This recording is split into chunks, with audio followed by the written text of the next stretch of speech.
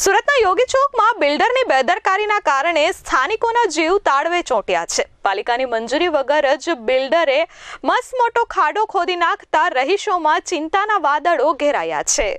સુરતમાં થોડા દિવસો પહેલા અલથાણમાં એક બિલ્ડરની બેદરકારીના કારણે આજુબાજુમાં વસવાટ કરતા શિવશક્તિ રેસિડેન્સીના રહીશોને ભારે હાલાકીનો સામનો કરવો પડ્યો હતો। બેદરકારીના કારણે રહીશોએ પોતાનું ઘર છોડવાનો વખત આવ્યો હતો।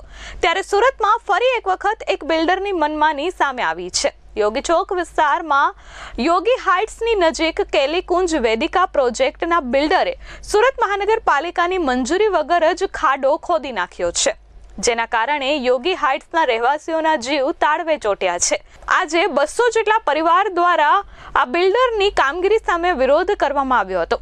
પાલિકાની કોઈ પણ પ્રકારની મંજૂરી મળી ન હોવા છતાં બિલ્ડર દ્વારા બેઝમેન્ટનું કામ શરૂ કરવામાં આવ્યું। જો કોઈ મોટી દુર્ઘટના સર્જાય તો જવાબદારી કોની તેવો સવાલ રહીશો કરી રહ્યા છે। આ પ્રોજેક્ટની ત્રણેય સાઈડ મોટી હાઈરાઇઝ બિલ્ડિંગો આવેલી છે। સુરત મહાનગરપાલિકા દ્વારા તાત્કાલિક અસરથી કામગીરી અટકાવવામાં આવે તેવી માંગ કરવામાં આવી છે અને 7 દિવસમાં બિલ્ડરને નોટિસનો ખુલાસો આપવાનું પણ જણાવવામાં આવ્યું છે। પાલિકાએ જે નોટિસ આપી છે તેમાં પણ ઉલ્લેખ કરવામાં આવ્યો છે કે આ બાંધકામ ગેરકાયદેસર રીતે શરૂ કરવામાં આવ્યું છે। અખૂટ શીતલ યોગી હાઇટ્સમાં રહીએ છીએ। બાજુની જગ્યામાં ગેરકાયદેસર બાંધકામ શરૂ કર્યું છે, તેમાં થોડુંક વધારે એને ખોદાણ કરેલું છે।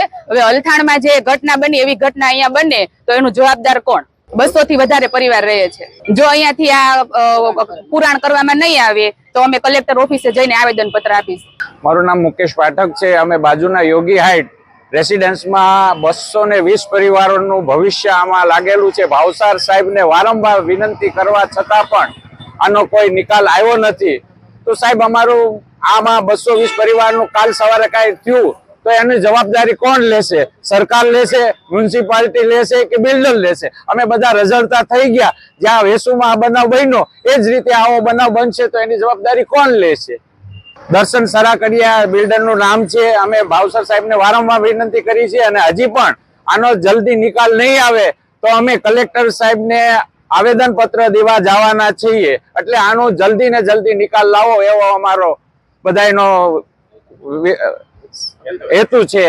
અમે આગલા સીધા કલેક્ટર સાહેબ પાસે જશું અને 220 જણાના પરિવાર આખો પરિવાર ત્યાં જઈ અને આવેદન પત્ર આપશું।